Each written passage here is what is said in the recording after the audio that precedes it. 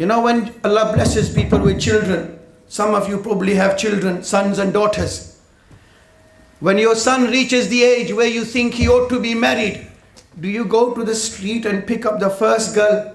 Darling, come to my house, you be my son's wife. Is that how they do it in Birmingham in UK? No. No, you try and find the best wife for your son, to become your daughter-in-law, to spend the rest of his life with your son. If you want the best bride for your son, don't you think Allah wanted the best brides for his Habibullah? Allah made sure He got the best women to share their lives with His beloved Prophet Muhammad sallallahu alaihi wasallam, and they were all such. There was no other woman like them in the world. Allah says so. Lastunna ka ahadim minan nisa, and they all became such. Allah says, wa azwajuhu ummahatuhum. His wives aren't just his wives. My Prophet's wives are your mothers. وَأَزْوَاجُهُ أُمَّهَاتُهُمْ. You go home. May Allah never bring such a day when not just any Muslim, any decent man, anywhere in the world, he goes home and disrespects his mother. Says to his mother, I don't care, you are not my mother anymore. We are living in times, strange times, when everything is promoted with women. Mobile phones, cars, houses, holidays, you name it. They put up a poster of a beautiful woman and people look and they stare, whoa man. And even an old Haji Sahib walking by perhaps will be tempted to glance a second look.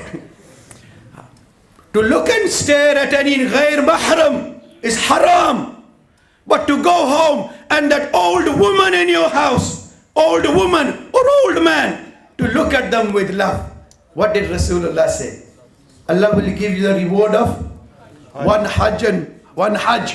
And if somebody is fortunate enough to have their mother and fathers in home, and they look at them 100 times a day, Allah will give them the reward of 100 hajj a day.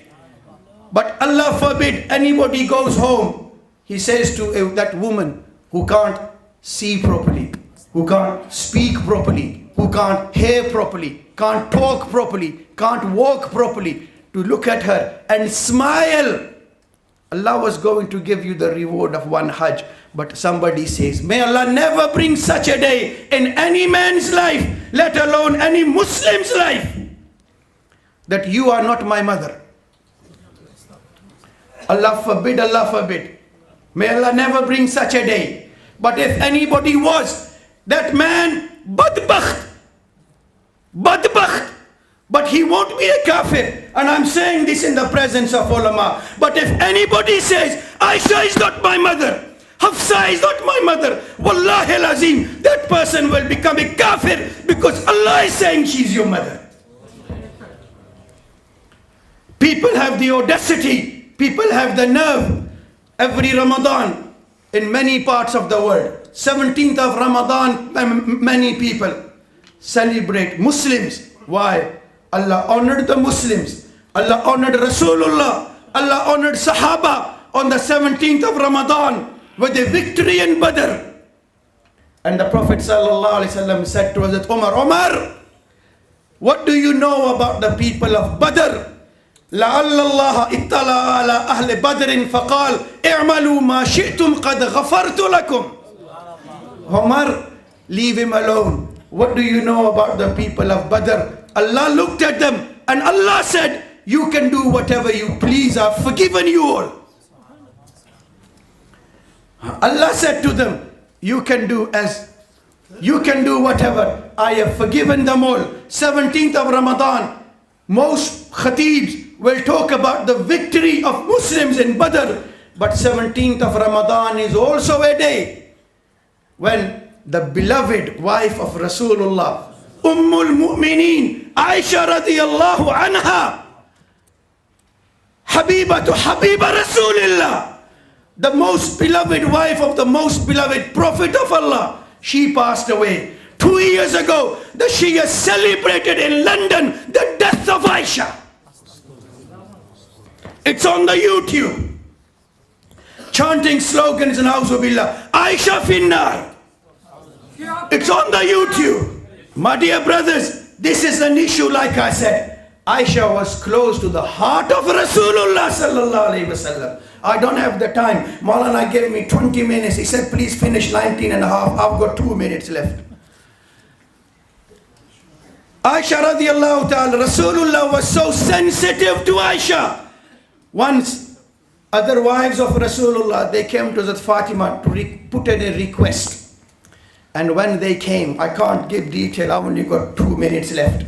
Rasulullah said, oh Aisha, oh Fatima, when he comes to Aisha, don't say anything to me. When he comes to Aisha, don't say anything to me. When people slandered Aisha radijallahu anha, everybody was worried. Nobody knew what to say. Allah came to the defense of Aisha. Mullah Baqir Majlisi Hayatul Qulub, volume 2, page 900. Mullah Baqir Majusi goes on to say, we believe in the Mahdi. We believe he will be born. The Shias, they say, he has already been born. He's living in the cave. Anybody living in England is called an Englishman. Huh? Those who live in England are called? Become, everybody can speak some English. Those who live in England are called Englishmen. Those who live in a cave are called caveman. Shias believe the 12th Imam is in the cave.